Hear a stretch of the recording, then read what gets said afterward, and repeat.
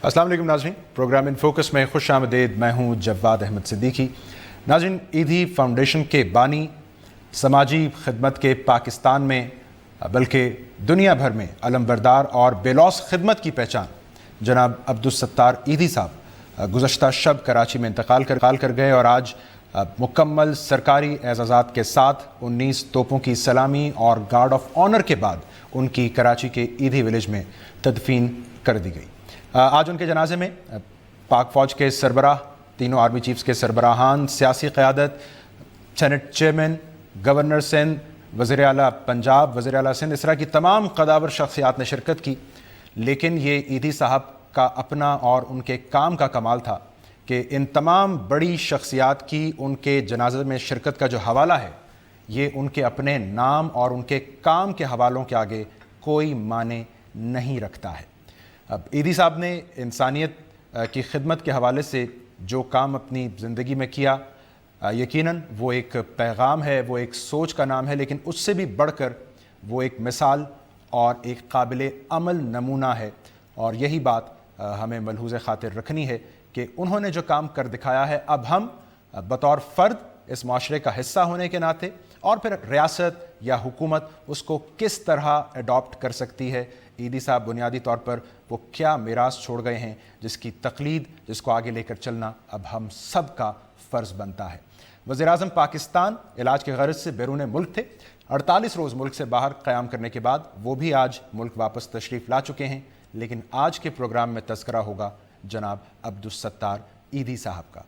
इसी हवाले से बात करने के लिए हमने ज़हमत दी है। स्टूडियोज़ में मेरे साथ मौजूद हैं खुर्शीद नदीम साहब, आप मजहबी स्कॉलर हैं, कॉलम निगार हैं। कराची स्टूडियोज़ में मेरे साथ मौजूद हैं जिब्रान नासिर साहब, आप समाजी कारकुन हैं, सोशल एक्टिविस्ट हैं। और टेलीफोन लाइन पर मुझे इस वक्त ज्वाइन कर रहे हैं मज़हर अब्बास साहब, सीनियर सहाफ़ी और तज्ज़ियाकार। मैं तीनों मेहमानों का शुक्रिया अदा करता हूँ। मज़हर साहब, मैं अगर आपको ज़हमत दूँ, सबसे पहले ये हमें अंदाज़ा है कि जब आर्मी के सरबराहान या इस तरह की सियासी क़यादत किसी के जनाजे में शिरकत के लिए आए तो एक ज़रूरत पैदा हो जाती है प्रोटोकॉल की, सिक्योरिटी की। लेकिन बहरहाल एक ऐसी शख्सियत के जनाजे में आज ये सब शरीक थे जो खुद सिक्योरिटी या प्रोटोकॉल जैसी इस्तिलाहों से बालातर था। सो आपकी दानिश में आज हमने कोई तजाद देखा है या ये एक ज़रूरत थी, एक नेसेसिटी थी, इसको अवॉइड नहीं किया जा सकता था? देखिए जवाब नेसेसिटी होगी, लेकिन शायर से माजरत के साथ जिसने कहा था कि एक ही सफ में खड़े महमूद व अयाज, आज मुझे लगा कि 4 सफ में खड़े हो गए महमूद व अयाज। ना कोई बंदा रहा, ना कोई बंदा नवाज। देखिए ये वो चीज़ हुई है कि जैसे जाहिर है स्टेट ने उनको ऑनर किया, इसमें कोई शक नहीं है। स्टेट ने रिकग्नाइज किया, इसमें भी कोई शक नहीं है। उनको करना भी चाहिए था। दरअसल जो काम सत्तार ईदी ने 60 साल में किया, वो बुनियादी तौर पर रियासत का अपना काम था। जो रियासत नहीं कर सकी वो काम सत्तार ईदी ने कर दिखाया। लेकिन आज जो सही मानों में वीआईपी था, जिसका जनाजा था, वो तो उन लोगों का वीआईपी था जो शायद इस सिक्योरिटी के वजह से जनाजे में पहुंच नहीं पाए। वो लाखों अफराद जो शायद आना चाहते हों, लेकिन वो इस सिक्योरिटी के बायस नहीं आए। और ये वो प्रोटोकॉल है और ये वो वीआईपी कल्चर है जिसको खुद सत्तार ईदी सबसे ज्यादा नापसंद करते थे और वो बारहा इसका जिक्र करते रहते थे। वो बुनियादी तौर पे एक दरवेश सिफत इंसान थे। मैंने उन सफ़ों में ऐसे लोगों को भी खड़े देखा जो उनकी जिंदगी में उनके खिलाफ भी बातें करते रहे हैं, जिन्होंने उनके हवाले से बहुत सी बातें की हैं। ज़ाहिर है ये मौका नहीं है कि उसका जिक्र करें, लेकिन सत्तार ईदी ने अपने आप को नहीं पेश किया, उन्होंने अपनी खिदमात को पेश किया। उनको कभी भी जिंदगी में उन्होंने किसी रिपोर्टर को फोन करके ये नहीं कहा कि ये खबर चला दें। खबर उनके पीछे खुद जाती थी, वो खबर के पीछे नहीं जाया करते थे। उन्होंने वो काम किए और मैंने कम से कम उनको 36 साल अपनी सहाफती जिंदगी में देखा है और स्टूडेंट लाइफ में भी उनको काम करते हुए देखा है। वो बिल्कुल बेलौस आदमी थे। उन्हें इस चीज की परवाह नहीं होती थी कि कौन उनको ऑब्जर्व कर रहा है, कौन उनके बारे में क्या लिख रहा है। उन्हें इस चीज की कभी भी जिंदगी में परवाह नहीं हुई। उनके जो पुराने दोस्त हैं, उनसे जब बात की है मैंने बात की है उनसे, जो जिनका ताल्लुक उनसे 62-63 से रहा है, بہت کم لوگوں کو پتا ہے کہ اس زمانے میں جو ایوب خان کے خلاف ایجیٹیشن ہوتا تھا اور اس میں NSF وغیرہ کے لڑکے زخمی ہو جاتے تھے جو گورنمنٹ ہاسپٹل میں نہیں جا سکتے تھے کہ کہیں گرفتار نہ ہو، تو وہ ایدی صاحب کے پاس چلے جاتے تھے اور وہ خاموشی سے ان کا علاج کروا دیا کرتے تھے. انہوں نے اس طرح کے کام کیے ہیں، لیکن ان کو اصل شہرت جو ملی وہ بسم اللہ بلڈنگ کے واقعے کے بعد سے ہوئی.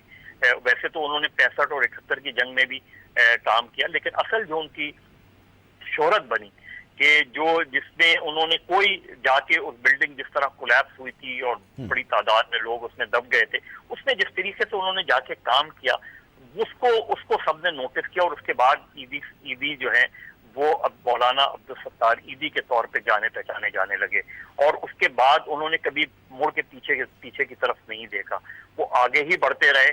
انہوں نے وہ اگر آج ایدی سینٹر نہیں ہوتا، آج ایدی ویلفیئر سینٹر نہیں ہوتا، تو یقین جانے کہ ہزاروں کی تعداد میں لوگ ویسے ہی مر گئے ہوتے. انہوں نے زندگیوں کو بچایا ہے. انہوں نے جو اموات ہوئی ہیں جن کو کوئی اٹھا نہیں سکتا تھا، ان لاشوں کو اٹھا کے دفنایا ہے. انہوں نے مجھے آپ اگر اس حوالے سے ہماری یادداشت کو دوبارہ سے تازہ کر پائیں کہ ان کا جو مشن تھا بہرحال آسان تو نہیں تھا، سیاسی لحاظ سے، سماجی لحاظ سے یہ کتنا کٹھن تھا اور چیلنجز بیسیکلی کیا رہے، اس حوالے سے اگر آپ یاد دہانی کروا پائیں. دیکھیں ان کو بڑی مشکلات کا بھی سامنا کرنا پڑا. ظاہر ہے جب ایک آدمی نوٹس کیا جانے لگتا ہو، وہ بڑا کام کر رہا ہو، اس کا کام آگے بڑھ رہا ہو، تو اس کی راہ میں رکاوٹیں بھی آتی ہیں. ان کی راہ میں رکاوٹیں 90 کی دہائی کے بعد زیادہ آئیں. شروع میں بھی ان کے مخالفین آئے. ان کو 70 کی دہائی میں سیاست میں گھسیٹنے کی کوشش کی گئی. وہ الیکشن بھی لڑے، ہار گئے الیکشن. اس کے بعد انہوں نے کبھی سیاست کی طرف آنا نہیں گوارا کیا. لیکن 90 کی دہائی میں ان کو سیاست کی طرف لانے کی کوشش کی گئی. ان کو سبز باغ دکھائے گئے کہ آپ آ جائیں، آپ کا بڑا نام ہے، آپ اپنا ویلفیئر کام جو ہے حکومتی سطح پر ادا کر سکتے ہیں. بے نظیر بھٹو کی دوسری گورنمنٹ کا جب شروعات تھی، اس دوران ایک انٹرم سیٹ اپ جب بن رہا تھا، اس میں ان کو لانے کی کوشش کی گئی. لیکن انہوں نے اپنے آپ کو سیاست سے دور رکھا، اس لیے کہ وہ سمجھتے تھے کہ اگر وہ سیاست میں آ جائیں گے یا کسی انٹرم سیٹ اپ کا حصہ ہو جائیں گے تو وہ قوم کو اس طرح متحد نہیں رکھ پائیں گے، کیونکہ وہ ایک پارٹی بن جائیں گے. اس لیے انہوں نے اپنے آپ کو دور رکھا. ایک وقت ایسا بھی آیا کہ ان کو تھریٹس ملے. میں پرسنلی جانتا ہوں کس قسم کے تھریٹس ملے تھے، جس کی وجہ سے انہیں ملک چھوڑ کے جانا پڑا. لندن پہنچ کے انہوں نے ایک بہت ہی جذباتی قسم کا بیان جاری کیا، جس کے بعد یہ بھی خبر آئی کہ انہوں نے اپنی ایک وصیت لکھ کے لندن میں ہی کہیں رکھ دی ہے. اور کیونکہ ان کو جو ہے بڑے سیریس خطرات اور وہ تھے. لیکن وہ جب بعد میں گورنمنٹ بن گئی، چیزیں ختم ہو گئیں، تو پھر واپس آ کے انہوں نے اپنا کام دوبارہ شروع کیا. اس کے بعد بھی ان کو تھریٹس ملتے رہے. ایک طرف یہ تھا کہ لوگ ایدی کی اتنی عزت کرتے تھے کہ اگر گروہ آپس میں لڑ رہے ہوں تو وہ رک جاتے تھے اگر ایدی وہاں سے گزر رہے ہوں. لیکن ایک ایسا وقت بھی آیا کہ ان کی ایمبولینسز کو جو ہے وہ خطرات کا سامنا کرنا پڑا، انہیں کام کرنے میں دشواری رہی. تو یہ رہے، لیکن ان کا کام، ان کا مشن آگے بڑھتا رہا. اور ایک ایسا پیرالل سسٹم انہوں نے پاکستان میں دے دیا جو اب ریاست پاکستان کی ذمہ داری ہے کہ اس سسٹم کو آگے بڑھائیں. اس سسٹم انہوں نے آپ کو، ریاست کو پلیٹ میں رکھ کے دے دیا ہے. انہوں نے بتا دیا ہے کہ ایک فرد بھی اس پورے ملک میں ایک سسٹم، پیرالل سسٹم کھڑا کر سکتا ہے. میرے خیال یہ سب سے اہم بات ہے، انہوں نے کوئی کسی کے پاس عذر یا جواز چھوڑا نہیں ہے بہانہ کرنے کا یا کام سے بچنے کا. مظہر صاحب بہت شکریہ. ناظرین پروگرام میں ایک بریک کرتے ہیں. مظہر صاحب کی گفتگو آپ نے سنی. خورشید ندیم صاحب، جبران ناصر صاحب ہمارے ساتھ موجود ہیں. ایدی صاحب کے ہی کام اور ان کے پیغام کے حوالے سے مزید بات ہوگی اس مختصر بریک کے بعد.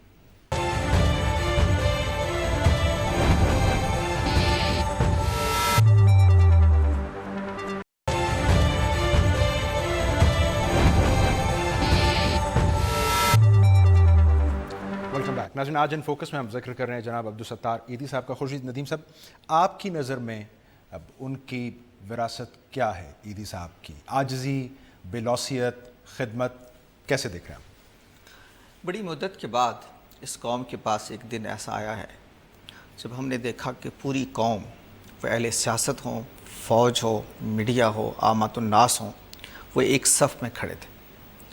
ایک صف سے مراد یہ ہے کہ ایک جذبے کے ساتھ کھڑے تھے. ایک آدمی نے اپنے جذبہ خدمت سے ان کو اس طرح سے جمع کر دیا کہ کوئی آدمی الگ نہیں دیکھ رہا تھا. میں نے دیکھا اپنی زندگی میں کہ اس ملک میں جب بھی کوئی وقت آیا، کوئی حادثہ ہوا، کوئی خوشی کا موقع آیا، تو لوگ مختلف انٹرپریٹیشنز کرتے ہوئے پائے گئے، مختلف اینگل سے چیزوں کو دیکھتے ہوئے پائے گئے.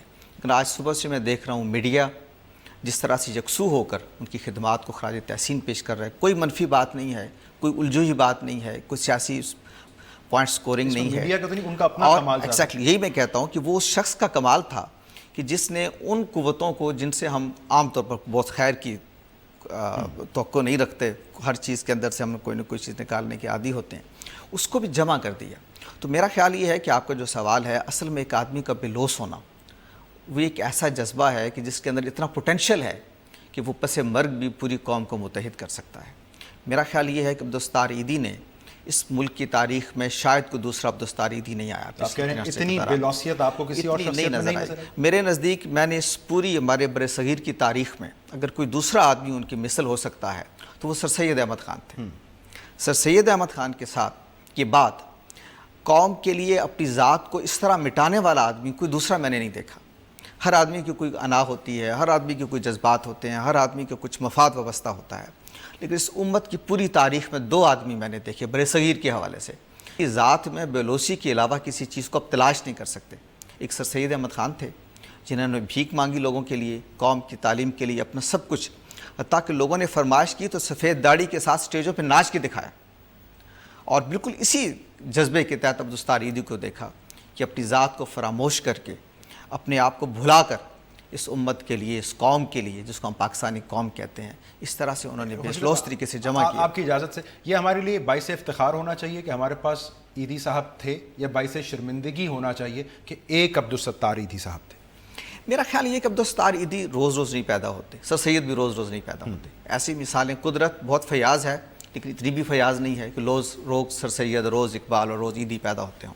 ہوتا یہ ہے کہ اصل میں دیکھیے ابھی بات ہو رہی ہے کہ اسٹیٹ کو کمپیریزن کیا جا رہا ہے ایدھی کے ساتھ. میرا خیال یہ کمپیریزن ہی غلط ہے، اور میں یہ کہتا ہوں کہ خدا وقت نہ لائے کہ ریاست عبدالستار ایدھی کی جانشین بن کے کھڑی ہو جائے. عبدالستار ایدھی کی جانشین اس سماج کو بننا چاہیے.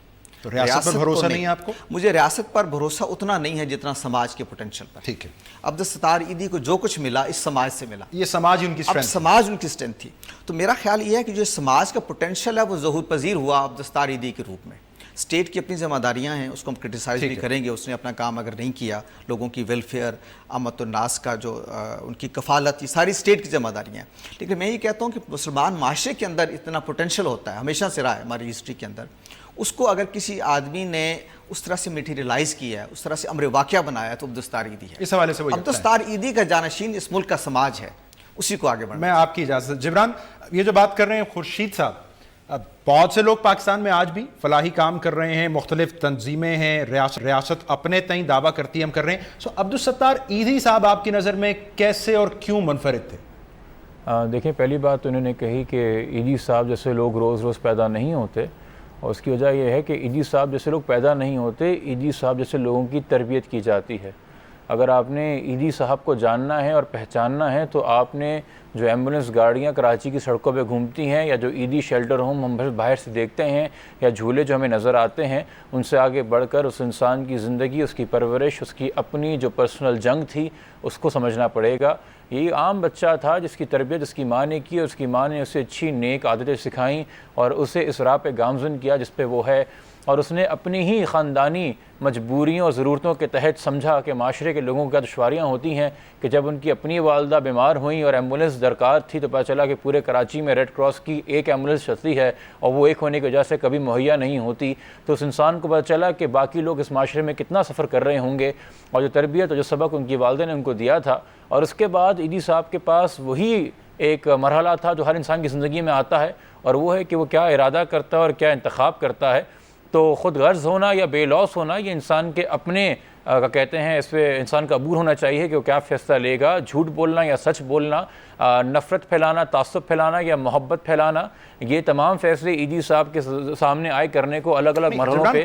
اور آپ بھی یہ پوائنٹ میک کر رہے ہیں کہ ریاست عبدالستار ایدھی نہیں بن سکتی، یہ ذاتی فعل، گھر کی تربیت کا اس میں عمل دخل ہے. میں ریاست کے حوالے سے اتنا کہنا چاہوں گا کہ دیکھیں اللہ تعالیٰ کے 99 نام ہیں، ان میں سے ایک نام ستار ہے، اور ستار کے نام ہوتے ہیں عیبوں پہ پردہ ڈالنے والا، گناہوں پہ پردہ ڈالنے والا، اور عبد الرحمن ہے اس ستار کا بندہ جو پردہ ڈالتا ہے عیبوں کے اوپر۔ آپ اس وقت اپنا نیوکلیر بم امیجن کر لیجئے، آپ پاکستان کی پوری افواج امیجن کر لیجئے، آپ 4-5 چیف منسٹر امیجن کر لیجئے، آپ پرائم منسٹر ہاؤس امیجن کر لیجئے، پوری بیوروکریسی رکھ لیجئے سامنے، اور صرف پاکستان کی 68 سال کی ہسٹری کے اندر امیجن کریں کہ عبدالستار ایدھی اور ایدھی فاؤنڈیشن نام کا کوئی ادارہ تھا ہی نہیں، تو کتنا بھیانک اور خوف زدہ آپ کو پاکستان نظر آئے گا۔ دیکھیں یتیم ہونا عیب نہیں ہوتا، یتیم کا لاوارث و بے بس ہونا معاشرے کی عیب کی عکاسی کرتا ہے، بیمار ہونا عیب نہیں ہوتا، بیمار کا لاچار بے بس ہونا معاشرے کی عیب کی عکاسی کرتا ہے، بزرگ اور ضعیف ہونا عیب نہیں ہوتا، بزرگ اور ضعیف کا رسوا ہونا معاشرے کی عیب کی عکاسی کرتا ہے، اور کسی کا مر جانا عیب نہیں ہوتا، مگر مردے کو اگر کفن نصیب نہ ہو تو وہ معاشرے کی بد اخلاقی، بد سلوکی اور غفلت کی عکاسی کرتا ہے۔ تو ہمارے تمام پورے معاشرے کے اور ہماری اسٹیٹ کے اور ریاست کے عیبوں کے اوپر کہ انسان پردہ ڈالتا چلا گیا، اور آج سوال صرف یہ ہے کہ اگر 48 سے لے کے 2016 تک 20 کروڑ لوگوں کی ذمہ داری ایک انسان نے نبھائی، تو آج سوال یہ ہے کہ 2016 کے بعد کیا یہ 20 کروڑ اس ایک انسان کی چھوڑی ہوئی ذمہ داری نبھانے اور قبولنے کو تیار ہیں کہ نہیں؟ بہت اہم بات کی آپ۔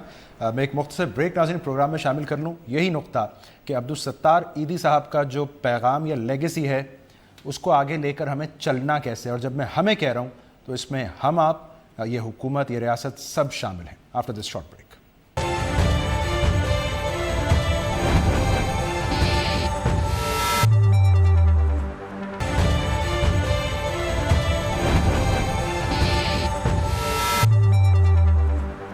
ویلکم بیک ناظرین، ہم بات کر رہے ہیں جناب عبدالستار ایدھی صاحب، مرحوم کی خورشید صاحب۔ ایدھی صاحب نے تو غالباً مثال ہی یہ سیٹ کی ہے کہ ریاست کیا کر رہی ہے، کیا نہیں کر رہی، سے قطع نظر ایک فرد کیا کر سکتا ہے، کس حد تک جا سکتا ہے، لیکن بہرحال یہ ریاست کا کردار، اس کے فرائض کہاں سے شروع ہوں گے، ریاست نے کیا ذمہ داری سنبھالنی ہے، فرد نے کیا کرنا ہے؟ عبدالستار ایدھی کا جو اصل کارنامہ ہے نا، اس نے بیسیکلی ہمیں اپنے سماج کے اندر موجود پوٹینشیل کی طرف متوجہ کیا ہے کہ وہ بڑا بے پایاں، بے پناہ پوٹینشیل ہے جو سماج کے اندر موجود ہے، اس سے فائدہ اٹھانا چاہیے۔ دیکھیے یہ جو اسٹیٹ جس کو ہم کہتے ہیں نا، یہ بائی پروڈکٹ ہے سماج کا، پولیٹیکل سائنس اس کو اسی طرح سے ڈیفائن کرتی ہے۔ ایک سماج کا پوٹینشیل ہے جو پولیٹیکل انسٹیٹیوشنز میں ظہور کرتا ہے۔ سماج کے اندر جان ہوتی ہے جب علمی، فکری، ایثار کے اعتبار سے، انسانی اخلاقیات کے اعتبار سے، تو وہ آپ کی پولیٹیکل انسٹیٹیوشنز میں بھی ریفلیکٹ ہو رہی ہوتی ہے۔ سر سید احمد خان جو تھے، میں نے پہلے بھی ان کا ذکر کیا، انہوں نے سماج کے اندر موجود پوٹینشیل کو زندہ کیا۔ اس وقت تو کوئی پولیٹیکل انسٹیٹیوشن موجود نہیں تھا آپ کے پاس۔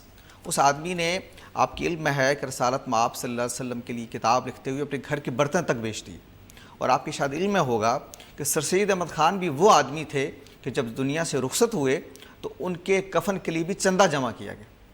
اس سطح کے آدمی تھے سر سید، اس لیے میں کہتا ہوں کہ بے لوث ہونے میں سر سید اور ایدھی کا کوئی مثال نہیں ہے۔ تو لیکن اس سر سید نے جو تحریک اٹھائی تعلیم کی، وہ علی گڑھ کی تحریک، اس نے آپ کو ایک پاکستان دے دیا، ایک ریاست دے دی، پھر آپ نے پولیٹیکل انسٹیٹیوشن بنائے۔ عبدالستار ایدھی نے ہم کو بتایا ہے کہ سماج کے اندر بڑا پوٹینشیل ہے، اس کو دریافت کریں، اس کو سامنے لائیں، اور وہ سامنے لائے۔ انہوں نے اس کو ایک تھیوری نہیں رکھا، اس کو ایک امر واقعہ بنا کے پیش کر دیا۔ سماج نے انہیں ایکنالج کیا، سماج ایکنالج کیا، وسائل دیے۔ اب کیا کرے سماج؟ اب سماج یہ کرے کہ انہوں نے جو سوچ دی ہے، جیسے دنیا ارتقاء کے مرحلے سے گزرے، اب اس سارے پروسیس کو انسٹیٹیوشنلائز کر دے، جیسے ویسٹ میں ہو گیا۔ ویسٹ میں آپ دیکھیں کہ سائنٹیفک انویسٹیگیشن کا عمل انسٹیٹیوشنلائز ہو گیا۔ اب وہاں آئنسٹائن یا نیوٹن نہ بھی پیدا ہوں تو ادارے ایسے بن گئے سائنٹیفک انویسٹیگیشن کے کہ آپ کو تحقیقات کا عمل رکتا ہوا دکھائی نہیں دیتا۔ آپ کبھی کوئی نہیں دیکھتے کہ کوئی آئنسٹائن کی بات کبھی سنتے ہوں، کبھی کوئی پیدا ہو گیا، نیوٹن نہیں ہوا، لیکن پولیٹیکل اور جو سائنٹیفک انویسٹیگیشن کا عمل ہے وہ رکا نہیں ہے، وہ آگے بڑھا ہے۔ اس کا مطلب یہ کیا ہوا کہ انہوں نے افراد کی جگہ اداروں کو ڈیولپ کر دیا۔ پاکستان کو جو کرنا ہے، ہمارے معاشرے کو جو کرنا ہے کہ وہ ورثہ جو عبدالستار ایدھی کا ہے، جو ایک آدمی کی پوٹینشیل نے ظہور کیا سماج کی پوٹینشیل کی مدد سے، جو سب کچھ سماج سے ملا ان کو، اس کو وہ ڈیٹیلائز کرے، انسٹیٹیوشنز میں تبدیل کرے، ادارے بنا دے، تاکہ ہمارا معاشرہ جو ہے وہ اپنے پوٹینشیل کو ضائع نہ کرنے پائے۔ دیکھیے اس معاشرے کا پوٹینشیل ضائع ہوتا ہے بہت، مذہب کے نام پر لوگ اس کو ایکسپلائٹ کرتے ہیں، حقوق کے نام پر لوگ اس کو ایکسپلائٹ کرتے ہیں۔ آپ کی علم ہے کہ اس ملک میں پوری ایک اکانومی آف ریلیجن وجود میں آ گئی، اربوں روپے کی، وہ ساری کی ساری اسی پبلک پوٹینشیل سے آئی ہے، لوگوں کے وسائل سے آئی ہے۔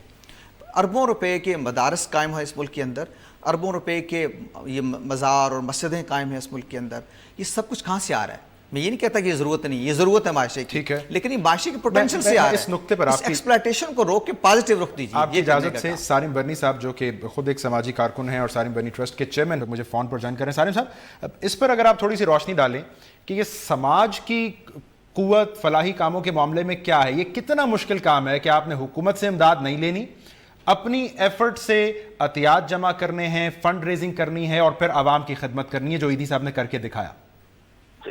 دیکھیں یہ بہت مشکل کام ہے اور ایک ایسا نازک کام ہے جس پہ اعتراضات، تعریفیں کم ہوتی ہیں، اعتراضات زیادہ ہوتے ہیں، لیکن جو لوگ واقعی اللہ کے لیے کام کرتے ہیں ان کو اس سے غرض نہیں ہوتا کہ ہم پہ اعتراض ہوتے ہیں یا نہیں ہوتے، ان کو صرف ایک ہی غرض ہوتا ہے کہ ہم یہ سارا سامان جو ہے نا دنیا ہی میں چھوڑ کے جانا ہے، دنیا ہی میں لگا دیں، لیکن جو لے کر کے جانا ہے وہ ہم نے جو ہے نا جمع کرنا ہے۔ ایدھی صاحب میرا خیال ہے خربوں روپیہ ہوگا ایدھی صاحب کے پاس، لیکن لے کے کچھ نہیں گئے، جو وہ لے کے گئے وہ سامان لے کے گئے جو ان کو لے کے جانا تھا۔ وہ سامان صرف انسانی خدمت سے ملتا ہے، وہ سامان آپ نہ خرید سکتے ہیں، نہ کوئی دے سکتا ہے، نہ کسی سے لے سکتے ہو، تبھی ملتا ہے جب آپ انسانوں کی خدمت کرتے ہیں، اللہ کے بندوں کی خدمت کرتے ہیں۔ اور ایدھی صاحب نے ساری زندگی اپنی جو ہے انسانی خدمت کے اندر لگا دی۔ ایدھی صاحب نے ایک وہ سوچ دی ہے پاکستان کے اندر کہ آج دسیوں یہاں فلاحی ادارے بنے ہوئے ہیں، اور وہ ایدھی صاحب کی اگر جیسے کہہ رہے ہیں کہ جی کون جگہ لے سکتا ہے یا کون لے گا، میں سمجھتا ہوں ایدھی صاحب کی نہ کوئی جگہ لے سکتا تھا، نہ لے سکتا ہے، نہ کوئی لے گا۔ اس کی وجہ یہ ہے کہ ایدھی صاحب یہاں کے پاکستان کے 100 بڑے ادارے مل کر کے بھی جو ہے نا ایک ستار ایدھی نہیں بن سکتے۔ ایدھی صاحب نے جو کچھ کر دکھایا، اتنا بڑا نیٹ ورک کے دنیا کے اندر Guinness of the world record کے اندر اس کا جو ہے نا دیا گیا ہے، ان کے ایمبولینس سروس کا، ان کے شیلٹر ہومز کا، ان کے سینٹرز کا۔ تو ایدھی صاحب نے بہت کمال کیا ہے، بہت کمال کام کیے ہیں پاکستان کے اندر، اور بغیر کسی گورنمنٹ سپورٹ کے جو کچھ کیا ہے عوامی سطح پہ کیا ہے، عوام سے ہیلپ لی ہے، عوام نے ان کی ہیلپ کی ہے، اور آج تک عوام ہیلپ کر رہی ہے۔ اور میں سمجھتا ہوں کہ ایدھی صاحب کا کوئی ڈسٹریبیوٹ ہونے والا کام نہیں ہے، نہ کوئی خراب ہونے والا کام ہے، ان کا ایک تجربہ ہے۔ میں ان چیزوں سے واقف ہوں، مجھے خود 26 سال ہو گئے اس کام سے وابستہ ہوئے۔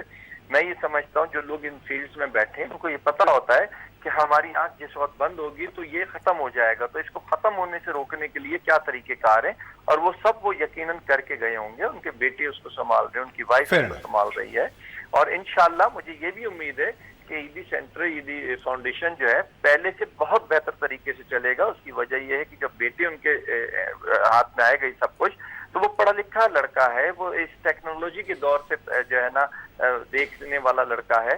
ایدھی صاحب کی جو ہے ایجوکیشن نہیں تھی، ایدھی صاحب کے دور میں ٹیکنالوجیز نہیں تھی، ایک بالکل آج بھی کسی چینل پہ دکھا رہے تھے کہ کاغذوں پہ لکھنا اور کاغذوں پہ انٹریاں کرنا۔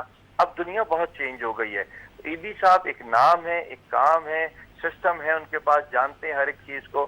اب جب ٹھیک ہے، سب سے اہم بات کہ ان کے بعد افراد کے پاس اب ایک مثال، ایک نمونہ موجود ہے جس پر انہوں نے عمل کرنا ہے۔ بہت شکریہ سالم صاحب۔ جبران، مجھے یہ فرمائیے آپ کہ باہر صاحب جب خود قیام پاکستان کے بعد یہاں تشریف لائے، وہ کہتے ہیں کہ جی میرے ذہن میں ایک مسلم فلاحی ریاست کا کانسیپٹ تھا۔ آپ نے جب ذکر کیا ان کی والدہ کے ساتھ پھر جو معاملات درپیش ہوئے، شاید وہ کہتے ہیں کہ ان کی توقعات پر یہ نظام پورا نہیں اتر سکا۔ تو یہ فلاحی ریاست میں فلاح کا کانسیپٹ کیا ہے؟ ہمیں ابھی کس چیز کی ضرورت ہے یہاں پر؟ دیکھیے، فلاحی ریاست میں فلاح کا کانسیپٹ وہی ہے کہ جب آپ 25 اے پاس کر دیتے ہیں کہ ہر بچے کو مفت تعلیم ملے گی، تو پھر آپ انتظار کرتے رہتے ہیں کہ صوبے کی سطح پہ قانون کب پاس ہوگا اور مفت تعلیم کب ملے گی، اور اس ملک کے 2.5 کروڑ کے غریب بچے جو اسکول کے باہر ہیں وہ اسکول کب جائیں گے۔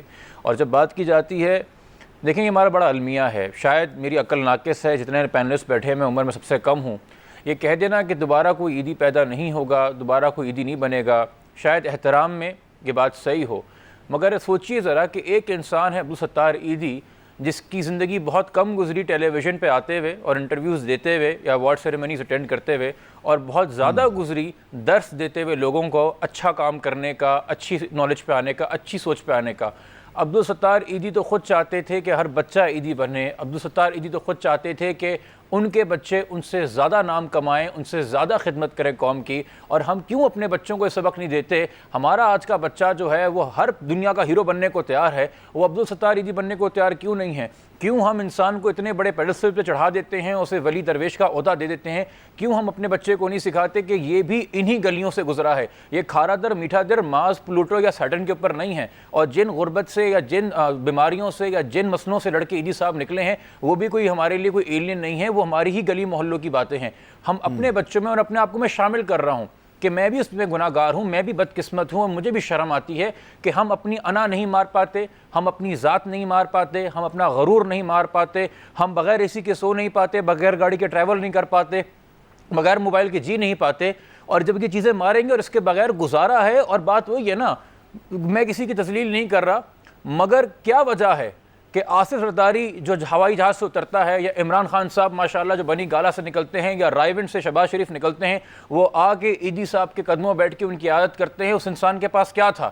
کچھ بھی نہیں ہے اپنا, صرف اس نے خدمت کی اور گزاری. تو آخر میں اصل بچوں کو ہم کیوں نہیں سکھاتے اپنے کہ یہ ہے کامیابی کے معیار, یہ ہے سکسیس جس کے لیے آپ کو اسٹرائیو کرنا ہے, this is being a good successful human. یہ ہے اصل پاکستانی بننے کی پہچان, کہ آخر میں بڑے سے بڑا اس ملک کا نامور سے نامور انسان جو ہے آگے ایدی صاحب کے پاس بیٹھ کے کہتا ہے کہ یہ ہمارے گرو ہیں, یہ ہمارے سب کچھ ہیں, ہم ان کے سامنے کچھ نہیں. اور انسان نے صرف بے لوس, اور میں یہاں پہ ہم جو بے لوس کا لفظ استعمال کر رہے ہیں تو شاید آپ کی آڈینس کو نہ سمجھ پائے کہ ایدی جب بے لوس کی بات کرتا ہے تو وہ اگزامپل نہیں دیتا بے لوس کا, وہ معنی بتاتا ہے بے لوس کے.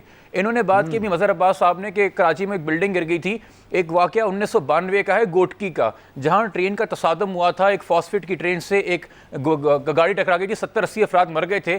گوٹکی جب وہ چاپر جا رہا تھا ایدی صاحب کا, تو پائلٹ نے بتایا وائرلیس پہ, ایدی صاحب سے پوچھتا ہے کہ ایدی صاحب آپ کا نواسہ کیا ہسپتال میں تھا؟ ایدی صاحب نے کہا کیا ہوا؟ کہتے ہیں آپ کے نواسے کا انتقال ہو گیا ہے, کیا میں چاپر واپس موڑ دوں؟ ایدی کہتا ہے مت موڑیے گا, نہ کسی کو بتائیے گا یہ بات. سکر اور گوٹکی پہنچ کے وہاں اترتے ہیں, اپنے سگے نواسے کا نہ وہ جنازہ پڑھتے ہیں, نہ غسل دیتے ہیں, نہ دفناتے ہیں. وہاں گوٹکی میں ٹرین کے ملبے سے وہ انسان غیروں کے بچے اور والدین کی لاشیں نکالتا رہا, انہیں غسل دیتا رہا, انہیں دفناتا رہا. میری بدقسمت یہ ہے کراچی میں رہتے ہوئے کہ میں اس انسان کی کمپنی کا شرف حاصل نہیں کر سکا, ان سے زیادہ سیکھ نہیں سکا. صرف کتابوں میں اور انٹرویوز میں اور ان کی اولادوں کے ساتھ بیٹھ کے ان کے بارے میں سیکھ رہا ہوں. ہمیں نہیں پتہ ہم میں سے کتنا بڑا انسان گزر کے چلا گیا ہے. اور خدا را یہ ایئرپورٹ پہ نام رکھ دو ایدی کا, یا چھٹی بنا دو ایدی کے نام کے. بھائی کتاب کی نصاب میں ایدی کی تعلیمات شامل کرو, ہر بچے کو ایدی بناؤ, ہر بچے کو سکھاؤ کہ یہ ہے اصل زندگی گزارنا, یہ ہے اصل اسلام, یہ ہے اصل معنی پاکستانی بننے کے. ہمارے تعلیمی نظام میں ایدی صاحب کو لائیے, بچوں کو یہ خصوصیات سکھائیے, یہ عادتیں سکھائیے, ان کی تربیت کیجیے ایدی صاحب کے درسوں سے. جبران, ناممکن ہے آپ کی بھی بات سے اختلاف کرنا, اور میں ایک پروگرام میں بریک شامل کروں. ناظرین, اب یہی بات کہ ایدی صاحب کا ہم یا وہ شخصیات جن کا ہم تذکرہ کر رہے ہیں, جنہوں نے ایدی صاحب کو اپنا ہیرو مانا, ان کو عزت دی, کیوں ہمیں ایسا لگتا ہے کہ ایک ایسی شخصیت جب قریب المرگ ہوتی ہے تو ہم اس کو حقیقی ہیرو تصور کرتے ہیں, مان لیتے ہیں. جو پیغام, جو اہم ذمہ داری ہمارے اوپر ڈال گئے ہیں ایدی صاحب, اس کو نبھانے کے لیے ہم کتنا تیار ہیں ذہنی طور پر, عملاً کتنے انسپائرڈ ہیں ہم ایدی صاحب سے, کچھ اس پر بات کرتے ہیں اس بریک کے بعد.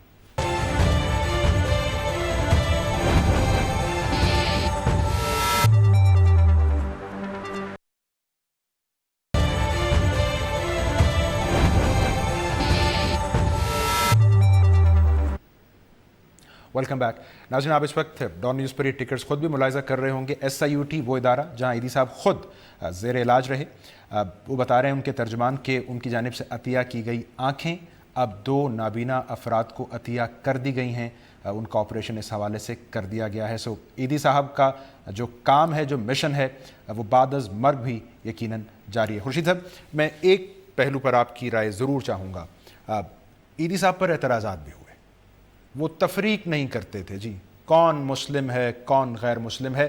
ان کے اوپر مذہبی حوالوں سے بھی اعتراض ہوا کہ شاید بہت پابندی سے نماز نہیں پڑھا کرتے ہیں. اور بدقسمتی سے وہ اعتراضات ان حلقوں سے ہوئے جو مذہبی, بلکہ آپ ان کو انتہا پسند حلقے کہیے. ایدی صاحب اچھے مسلمان تھے, اچھے انسان تھے, ہمارے لیے کہاں نمونہ ہے اس میں؟ ایدی صاحب نے نیکی اور بدی کے تصورات کو ری ڈیفائن کیا, اور میرا خیال یہ کہ ان کو بڑا کنٹریبیوشن ہے, اس کی طرف لوگوں کی توجہ کم گئی ہے. مثلاً وہ بچے جو عام طور پہ جن کو ہم ناجائز ولادت کہتے ہیں, جھولے کا جو کانسیپٹ وہ لے کر آئے, وہ دے گئے. ہمارے ہاں عام طور پر اس بچے کو ساری زندگی مورد الزام ٹھہرایا جاتا ہے, حالانکہ اس بچے کا تو کوئی قصور کبھی نہیں ہوا. قصور ہوگا تو ان والدین کا ہوگا جنہوں نے کسی ویڈ لاک کی پابندی کیے بغیر اس بچے کو جنم دیا. لیکن عبدالستار ایدی نے اس قوم کو سکھایا کہ وہ بچہ معصوم ہے, اسی طرح کا معصوم بچہ ہے جیسے ہمارے گھروں میں پیدا ہونے والے بچے معصوم ہوتے ہیں. اس کے ساتھ محبت کا تعلق رکھا جائے گا, اس کے ساتھ نفرت کا تعلق نہیں رکھا جائے گا.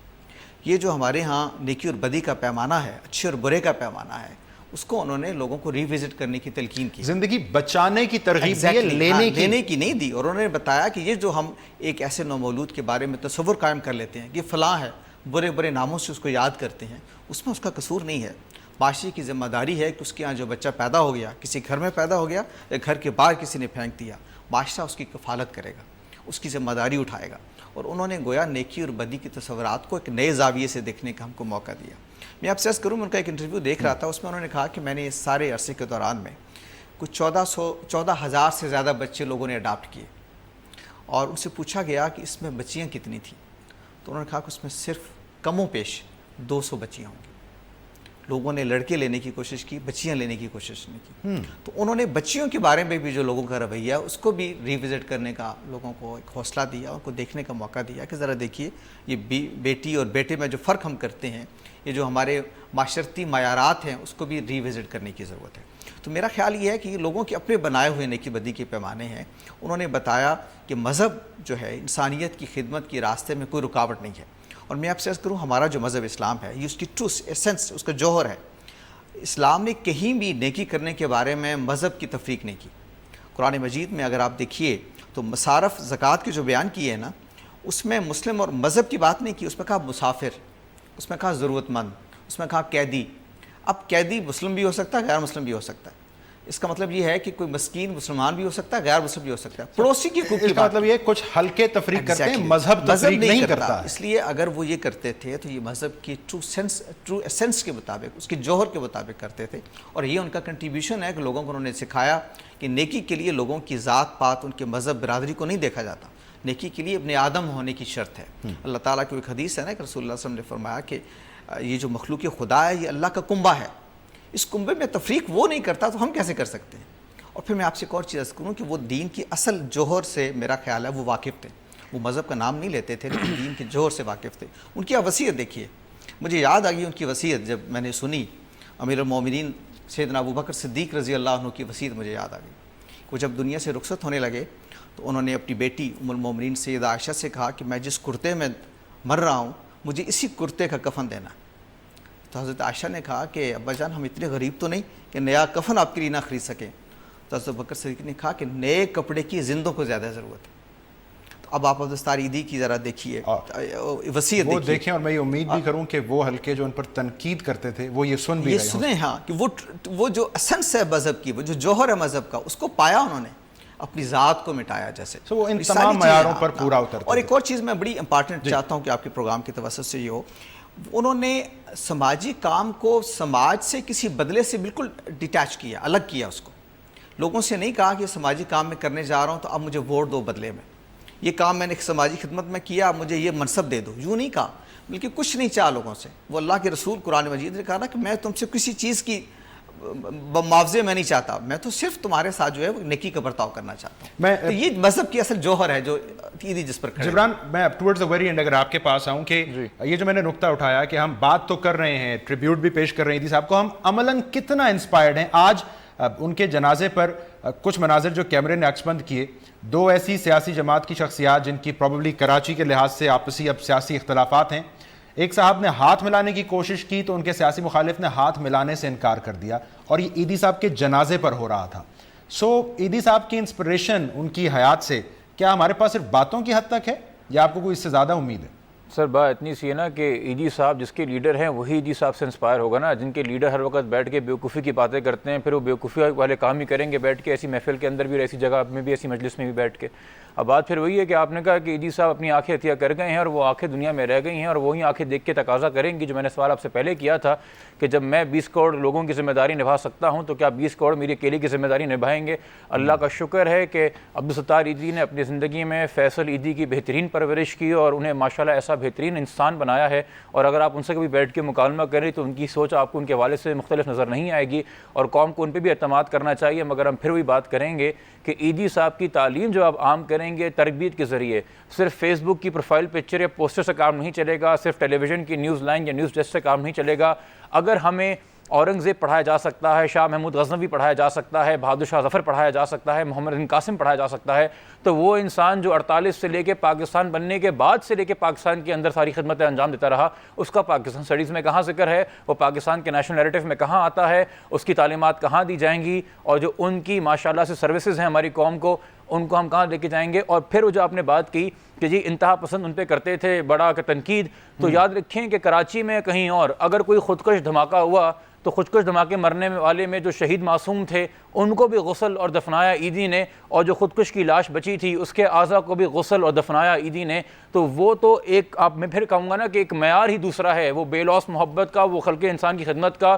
اور فیصل بھائی بتاتے ہیں کہ ایدی صاحب کہا کرتے تھے کہ اگر تم سے پہ کوئی تنقید کرے تو تصادم میں مت جاؤ, اپنے کام پہ فوکس کرو, اپنے فرسٹریشن اپنے غصے کو اپنے کام میں لگا دو, اپنے کام کو اتنا بڑا کر دو کہ سامنے والا بھی مان جائے. اور ایدی صاحب نے وہ کر کے دکھایا کہ وہ لوگ جو ان کی زندگی میں ان کی حیات میں ایک ٹائم پہ انہیں تھریٹ کرتے تھے, وہ بھی بادب احترام سے کھڑے ہو جاتے تھے سر جھکا کے جب ایدی صاحب سامنے آتے تھے, چونکہ وہ تصادم میں کبھی نہیں گئے. انہوں نے اپنے کام پہ فوکس کیا, انہوں نے خدمت پہ فوکس کیا, اور انہوں نے اپنی خدمت سے منوایا. جو بات انہوں نے بھی کہی کہ میں تم سے کچھ نہیں چاہتا, چونکہ شاید انہوں نے یہی بوجھ جانا اپنا ایدی صاحب نے کہ اللہ نے جو ان کو صحیح اور غلط کی سمجھ دے دی تھی, وہی اتنا بڑا بوجھ تھا شاید ایدی صاحب کے کاندھے کے اوپر کہ انہوں نے کہا کہ اگر میرے مولا نے, میرے اللہ نے مجھے اتنی بڑی سوچ دے دی ہے تو میں اس کا کوئی حق ادا کر دوں. اور ہمیں پھر بہت شرم کے ساتھ یہ کہنا پڑے گا کہ ایدی صاحب کی لیگیسی کو پریزرو کرنے کے لیے ابھی تک نہیں ہم کسی ڈائریکشن میں جا رہے. یہ پھر سے فلموں اور پوسٹروں سے اور نیوز سے کام نہیں چلے گا, ان کو تعلیم میں لے کے آئیے, اکیڈمک میں لے کے آئیے کہ بچے اس چیز کو سیکھیں. بڑی اور سنجیدہ ذمہ داری ہے. جبران ناصر آپ کا, خورشید صاحب آپ کا بہت شکریہ. ناظرین, جیسا کہ مہمان کہہ رہے تھے, ایک شخص سارے شہر کو ویران تو کر گیا ہے, لیکن جو پیغام, جو میسج چھوڑ گیا ہے وہ ہمیں بطور معاشرہ, ہم جب معاشرہ کہتے ہیں تو اس میں فرد اور حکمران یکساں طور پر شامل ہیں, جگانے کے لیے, ذمہ داری کا احساس دلانے کے لیے کافی ہے. ایدی صاحب نے جو کام, جو کارنامہ سر انجام دیا ہے, اس کی ایکنالجمنٹ کوئی انعام, چاہے وہ نوبل انعام ہی کیوں ہو, نہیں ہو سکتا. ان کی جو اصل جیت ہے وہ یہ ہے کہ انہوں نے عوام کے, اس ملک کے, اس دنیا کے دل جیتے ہیں. آج کے پروگرام سے اتنا ہی. پروگرام دیکھنے کا شکریہ.